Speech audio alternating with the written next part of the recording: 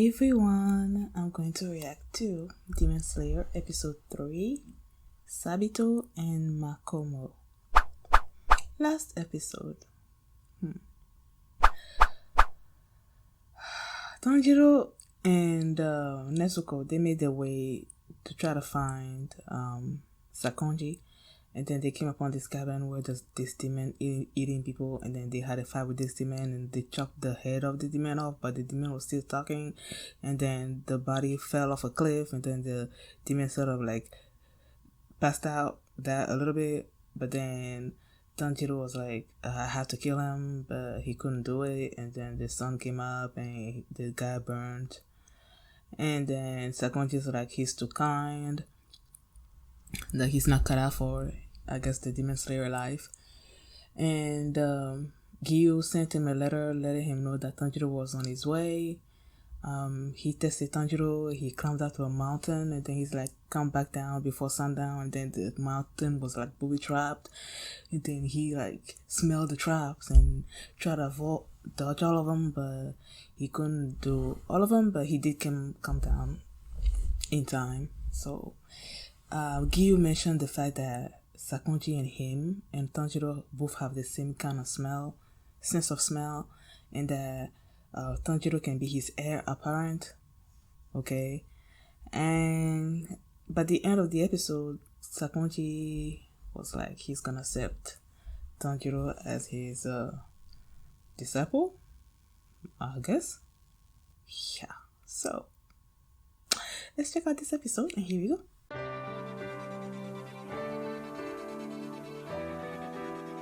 When this episode started,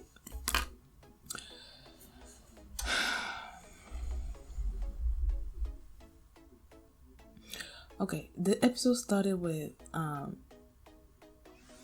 Tanjiro writing in a journal and then closing the door, and him and Sakonji leaving, and then they went to the opening. So I'm like, my first thought was that they were both leaving her behind and going to do something, and I was thinking that who's gonna be watching over her, but nah, it wasn't that. It was just that every day they will go train and he will be leaving her there, and I will see him like each time he comes back to the cabin, she was sleeping and he was writing, and I'm like, has she, like, what does she do during the day? Has she been asleep like all this time? And then they mentioned that she's been asleep for like 6 months, I believe. And he was afraid that one day he was gonna wake up and she's gonna be dead. So he's been training and at first they said that he was going down the mountains and the traps and all that, and then his sense of smell was getting better, and because of that the traps were getting harder, and then at one point he had to carry the sword to come down the mountain, and with the sword he was just getting into all kinds of traps, and then this showed him, like, they taught him this water breathing technique thing, like all kinds of things. They showed him all kinds of things, and then 1 year later Urokodaki is like, okay, I'm done, I can't like teach you anything else, now you need to slash this boulder. And at first Ukonji mentioned that he was a trainer. Okay, when the episode started itself, they mentioned, like, Urokodaki talked about demons and demon slayers, and he said about demons that some of them can shapeshift, and I'm like, that's dangerous. Like, if they can shapeshift into anything, like, you won't know if there's a demon right next to you. So I'm like, that's dangerous. And then they said it can die either by the sun or by decapitation by a special sword. And I'm like, what kind of sword is it? What makes the sword special? Is the sword that Tanjiro carrying right now, is that a special sword, or is it just a regular sword and he's gonna get the special sword after he passes the, what was it called, the final selection? I don't know. So they said that, and then when they came to the Demon Slayer backstory or something, they mentioned the fact that they've been around for a long time, they're not recognized by government, there's like several hundred people in there, and that they don't know who the actual leader of the Demon Slayer Corps is. And I was kind of surprised by that, because in episode 2, when Gyu wrote to Urokodaki and told him that Tanjiro could be his successor, his heir apparent, I thought that Sakonji was like the leader of the Demon Slayer Corps, but he's not. He's actually a trainer, and there apparently are many trainers, which makes sense. Like, he can't be the only one training people, right? And yeah, so after the training, then he's gonna be the one that decides if Tanjiro is ready for the final selection. And I feel like the condition for him being ready for that is him slashing the boulder, and he just couldn't do it. He's been training every day and he couldn't do it. He trained, I think, for like 6 months, and then that's when the boy showed up with the fox mask, and he's called Sabito.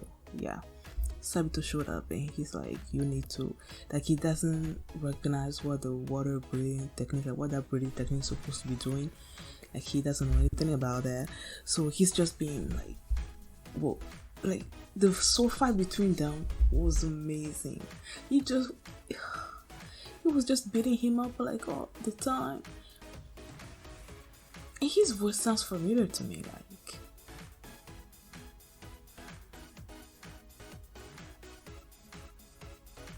I don't know. I'm sure a lot of these the voice actors for these animes they do many animes, so it's, you know, it's probably normal that I recognize his voice from somewhere. I just can't place it. So yeah, he beat him up, and then he left, and then the girl showed up, and the girl's name is Makomo. Yeah, Makomo, and she was just there and like explaining what the techniques that he learned, what they mean or what they're supposed to do. And I think they said something about the breathing technique is supposed to be making it in such a way that they have the speed and the strength of demons, I guess, so that they can be able to fight them more easily. I'm like, yo. So he understood, like, he explained it to him. So after more fighting with Sabito and more words and wisdom from Makomo, right? 6 months later, there's this final fight between those two, Sabito and Tanjiro. And I was like, when they said that Sabito now brought like a real sword, in my mind I'm thinking that he's still gonna lose, Tanjiro's still gonna lose. But then no, and he was the one that got to Sabito first and then slashed the mask off, and he had this scar on his face. I wonder where the scar came from. Oh, scars. I just thought of Osaka 100. Okay, so he had a scar on his face,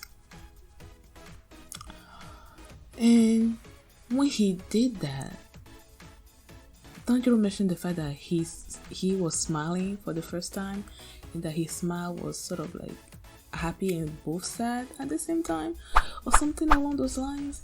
And then both of them, they sort of like disappeared into mist.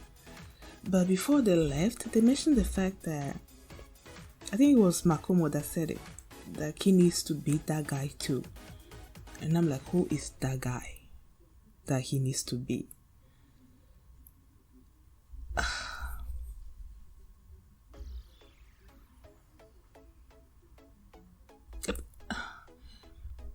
Makomo said something that, like,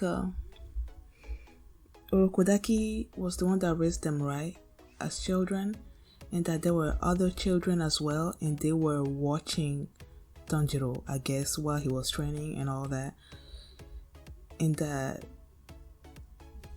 these two and maybe the other children as well are happy that he was able to slice the boulder. I feel like they are counting on him for something that Tanjiro doesn't quite know as of yet. And I don't know. Right now I'm thinking like, what's crossing through my mind is like, there's a curse placed on those children or something, and that Tanjiro might be the only one that can lift the curse, but the process of lifting the curse is something that's quite dangerous and that might kill him. So that's why Sabito was both happy and sad at the same time. Because sad because, you know, he might die, and happy because there's a chance that the curse might be lifted. But I don't know. That's just something that popped into my mind as I'm trying to explain why they were both acting like that. I don't know. And then when they disappeared, he's like, the mask that I thought Slice was actually the boulder. So the fact that they disappeared like that into mist, and then he slashed the boulder instead of the mask, that's why I was like, were they actually there? But then he can't have been training by himself with, you know, just in his mind for 6 months. I don't know. That scene was slightly confusing. Like, that ending was confusing to me a little bit. So yeah. And the episode itself, it was mostly Tanjiro just narrating what's been happening. I'm like, why is he doing that? And then the fact that they mentioned that the journal, he was writing this journal for Nezuko, and I'm like, that's sort of like the format of the episode. Like, it was like he's reading the journal, I guess. So I kind of appreciated that he's writing the journal and they're narrating what's going on in the episode. And the fact that they ended this whole training in one episode, I'm like, it seems that the series is moving very fast. Although I don't know anything about the series. I haven't read any manga or anything, so I don't know how fast it is. If it's actually fast, but it feels fast to me, very fast to me. Because in other animes, this training thing would last like many episodes, but they just like 1 year passed. The whole training with Sakonji was like 1 year, and it was, I don't know, maybe the first 5-10 minutes of the episode. So I don't know, it feels very fast and I kind of like it. So yeah, now that he's decapitated the boulder, now that he slashed the boulder in half, what's next? Is Sakonji gonna be back and be like, okay, now I'm gonna recommend you for the final selection? What does the final selection even entail? Like, I don't know, and I want to know. So it's been 2 years since he started his training and until he slashed the boulder. And is Nezuko still asleep during that 2-year span? They said they brought a doctor or something, but they didn't find anything wrong with her. So I don't know. I'm thinking, while she was asleep like that, I'm thinking that maybe it's because she hasn't fed on anybody. She hasn't eaten. Like, what does she eat? Apart, I know the demons, they eat people, and she hasn't eaten anybody. So, is that the only way they can sustain themselves, or can they eat anything else and still be? I don't know. Like, I guess I'm trying to figure out why she's still asleep for 2 years now, and what's gonna make her wake up. I don't know. I want to know. I am loving this anime. That, I know I mentioned it in the reaction itself, but like that final, like, what thing, I don't quite remember how it went, but Tanjiro was sort of like charging at Sabito, right? And then he spinned around away from the sword or something, and then he just slashed him up. Oh no, that move was so cool. It was so cool, y'all. There are some cool moves in this anime, man. Some cool moves, and I love it. Love it. Thank you guys for watching. And if you like this reaction, please give it a thumbs up, please subscribe, and please come back on Sunday for my reaction to Demon Slayer episode 4. And if you want to see that reaction right now, you can do so by checking out my Patreon, and you can also see the full length to this reaction as well there at patreon.com/feelingmeaning. Now thanks for watching, and I will see you next time. Bye. どうしたって消せない夢も止まれない今も誰かのために